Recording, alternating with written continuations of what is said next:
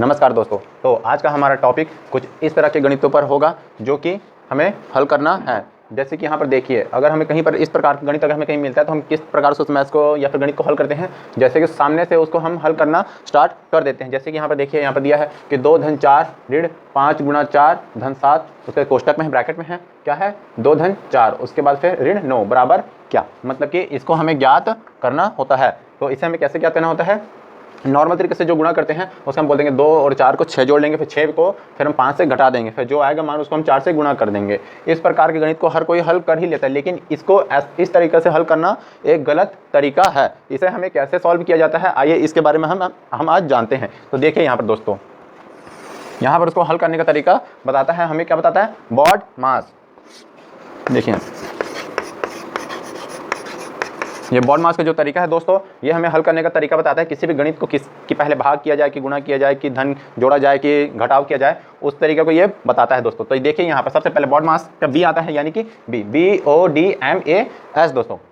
B से मतलब होता है ब्रैकेट, ब्रैकेट यानी कि हिंदी में कोष्टक। तो ओ से होता है ऑफ यानी या फिर ऑर्डर। तो इस बीच में क्या आता है दोस्तों, ये आता है या तो रूट आता है या फिर वर्ग या फिर स्क्वायर।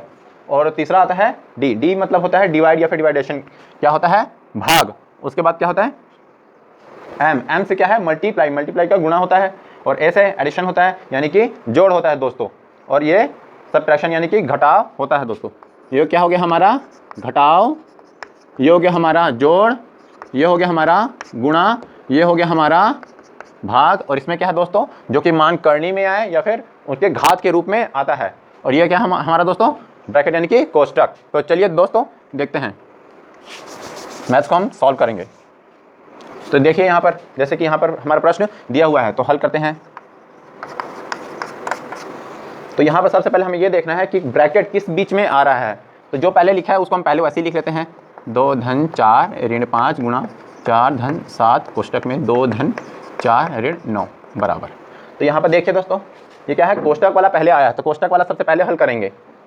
देखिए यहाँ पर हल कर दीजिए, यहीं पर ऐसे कर लीजिए, क्या है 2 और 4, तो कोष्टक में जो भी है वो हल पहले करना है। तो 2 और 4 कितना होगा दोस्तों 6। अब यहाँ पर इसको लिख लीजिए, यहाँ पर क्या है हमारा -9। और फिर यहाँ पर इसके साथ ये क्या होता है, जब कोष्टक होता है तो गुणा होता है।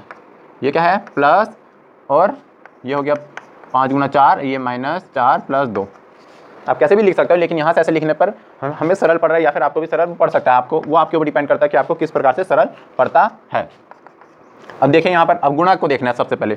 ये हो गया, तो क्या कहीं पर हमारे पास कोई भाग है, मतलब करनी है, किसी में रूट नहीं है, किसी में वर्ग है तो नहीं है। तो इसके बाद क्या है, अगर ये सब चीज़ नहीं मिलते हैं तो भाग। यहाँ पर देखिए किसी के पास भाग है तो भाग नहीं है, तो भाग के बाद क्या है गुणा। तो किसी में गुणा है, हाँ, तो गुणा देखिए इनके और इनके बीच में गुणा है। तो चलिए यहाँ पर सॉल्व कर लीजिए। ये 2 धन 4 वैसे लिख लिया। अब ऋण 5 गुणा 4 से होगा तो ऋण 20 आएगा। ये क्या है प्लस, और 7 छिक्का, इसको करेंगे तो कितना आएगा 7 छिक्का 42, और ये ऋण 9।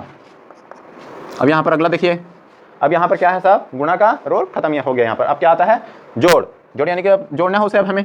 तो जोड़ किसके बीच में, इन दोनों के बीच में है और इन दोनों के बीच में भी है, लेकिन हमें पहले इसके देखना है। देखिए यहाँ पर 2 और 4 को जोड़े तो 6 हो गया, और बचा क्या हमारा -20 धन 42 ऋण 9। अब देखिए ये प्लस वाला है और ये मान प्लस का है, तो प्लस और प्लस को पहले जोड़ लेते हैं, और ये माइनस और माइनस वाला पहले जो बाद में जुड़ेगा। तो प्लस और प्लस को अगर हम जोड़ेंगे क्या, तो 6 और 8 को, 6 और 42 को जोड़ेंगे तो 48 हो जाएगा। अब इस प्रकार देखिए, अब बचा क्या हमारे पास ऋण 20 और ऋण 9। अब देखिए ये 48 हो गया, ऋण 20 और ऋण 9, तो माइनस और माइनस क्या होता है दोस्तों प्लस, यानी कि दोनों जुड़ेगा। तो 48 और ऋण 20 और ऋण 9 दोनों जुड़े क्या होगा ऋण 29। अब देखिए 48 में 29 क्या करेंगे, अब हम घटाव, यानी कि लास्ट में घटाव आता है, तो घटाव करेंगे तो कितना है दोस्तों 19। ये 19 हमारा उत्तर होगा, जो यहाँ पर हमारा मान आएगा। तो समझ जाएंगे अब हम इससे कि अगर हमें इस तरह का जो भी प्रश्न अभी जो भी हम बनाते हैं वो हमें किस तरह से सॉल्व करना पड़ता है। बॉड मास के रूल के हिसाब से सबसे पहले कोष्टक देखा जाता है, कोष्टक के बाद ऑफ यानी गुणा, इसके इस प्रकार के देखना है कि किसी में करनी है कि नहीं है, या फिर वर्ग वाला मान है कि नहीं। उसके बाद भाग को किया जाता है हल, उसके सॉरी दोस्तों, उसके बाद गुणा हल किया जाता है, उसके बाद जोड़, और उसके बाद घटाव। तो इस तरह हम गणित को हल करते हैं दोस्तों। देखिए यहाँ पर अगर आपको हमारा ये गणित अच्छा समझ आया होगा और हमारा वीडियो पसंद आया होगा तो लाइक और सब्सक्राइब जरूर कर दीजिएगा। धन्यवाद दोस्तों।